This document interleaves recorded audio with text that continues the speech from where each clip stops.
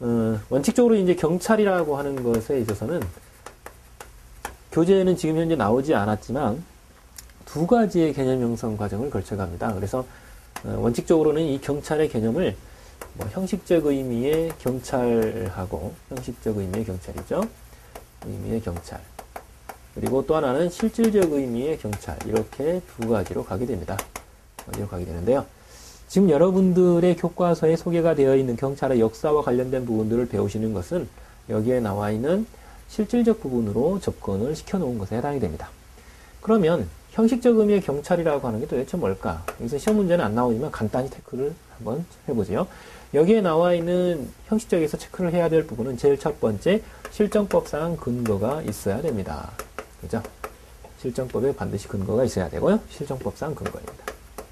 그래서 헌법법률명령조례규칙이라고 하는 이런 실정법에 근거가 있어야 되며, 두 번째, 보통경찰기관이 행하는 일이어야 됩니다.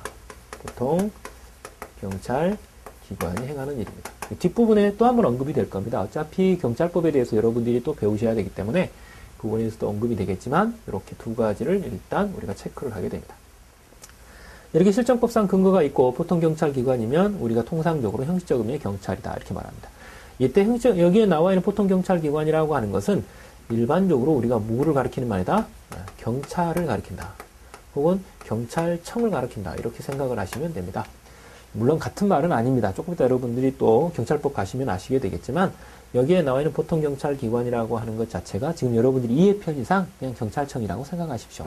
쉽게 말하면 여러분들 주변에 보면 경찰복 입고 돌아다니면서 그분들이 하는 일이면 전부 다 여기에 나와 있는 형식적 의미의 경찰에 포함된다 이렇게 생각하시면 될 겁니다. 자, 그러면 이번에는 실질적 의미의 경찰, 즉 여러분들이 제1절 혹은 2절에서 경찰의 역사나 그 대륙법계나 혹은 영미법계의 경찰의 역사 부분을 배우시고 그네들이 가지고 있는 장단점을 여러분들이 또 공부하시게 되는데, 그런 개념들은 지금 여러분들 교재에서 실질적 의미의 경찰을 배우시는 것이다 이렇게 생각을 하시면 됩니다. 자, 그러면 여기에 나와 있는 실질적 의미의 경찰이라고 하는 것이 어떻게 형성되어 가는가? 이거는 제가 두 가지로 패턴을 나누어서 소개를 해드리는데요. 이때 이제 여러분들이 그 하나는 대륙법계형으로 제가 소개를 해드리게 되고요. 대륙법계형이죠. 자, 또 하나는 영미법계형으로 소개를 해드릴 수 있습니다. 두 가지로 나뉘어져 있어요. 이 대륙법계라고 하는 것을 아마 처음 듣는 분들이 있을 겁니다. 거의 대부분이 어떤 나라들이냐, 프랑스나 독일 같은 이런 나라들이 우리가 법학계나 각종의 학문에서 대륙법계라고 소개를 해드리는 국가들입니다.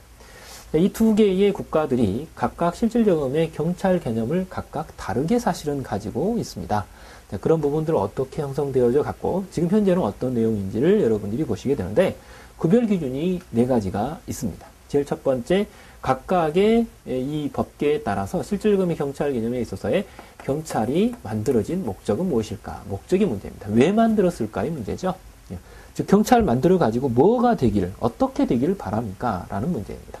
목적의 문제이고, 그 다음 두 번째는 권력의 기초가 각각 다르다 이렇게 보시면 됩니다.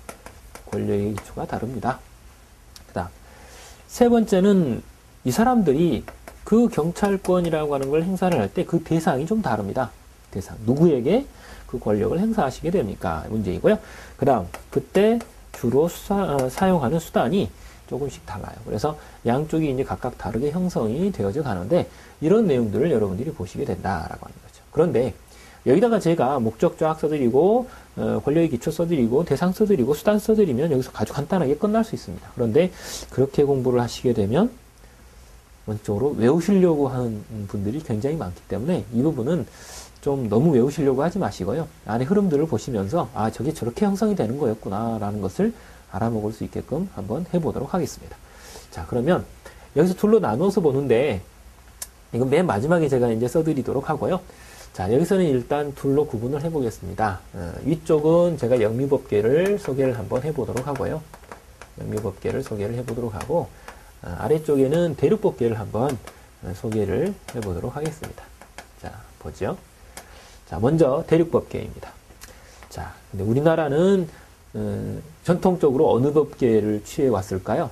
우리나라는 전통적으로 대륙법계를 취해 왔습니다. 그래서 여러분들이 그걸 일단 아셔야 되는데요. 자, 그러면 이렇게 제가 소개하지 말고요. 위치는 제가 일단 한번 잡아드리겠습니다.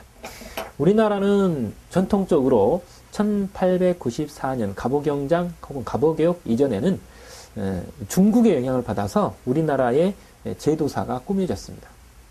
중국의 영향을 받았습니다. 그런데 1894년 갑오경장 또는 갑오개혁이라고 하는 것이 이루어지면서 그 이후에는 주로 일본으로부터 영향을 받았어요. 그러나 일본이 일본 자체에 아주 새로운 것을 개발해가지고 우리나라에 전해준 게 아니라 일본 또한 독일, 프랑스의 영향을 받아서 형성이 된 것을 우리나라에 이식시킨 겁니다.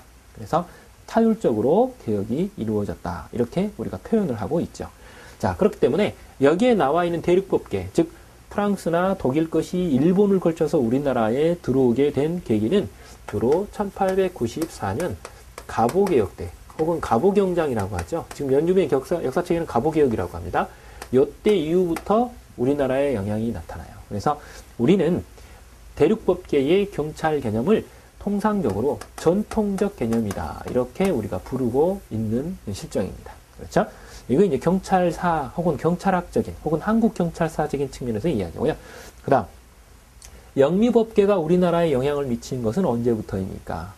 일반적으로 이제 1894년부터 우리나라에 일본 사람들이 자신들이 받아들였던 어떤 대륙법계의 어떤 요소들을 강압적으로 우리나라에 개혁을 시켜가지고 우리나라에 받아들이게 했죠. 그리고 1910년도에 일반적으로 한일 합병이 이루어지면서, 한일 합병이죠. 한일 합병이 이루어지면서 우리나라에 보다 강압적으로 이식을 시킨 겁니다. 그러나 결국에 일본은 1945년 제2차 세계대전이 폐망하면서 결국에 지게 되죠. 그리고 국가가 미군정으로 넘어가게 됩니다. 물론 일본의 이 아래에 깔려서 식민지 상태에 있었던 우리나라도 같이 일단 폐망이 된 겁니다. 그러나 실제로 우리는 광복이 되었다 이렇게 표현들 하고 광복절을 만들어서 그걸 이제 의미를 갖게 되죠.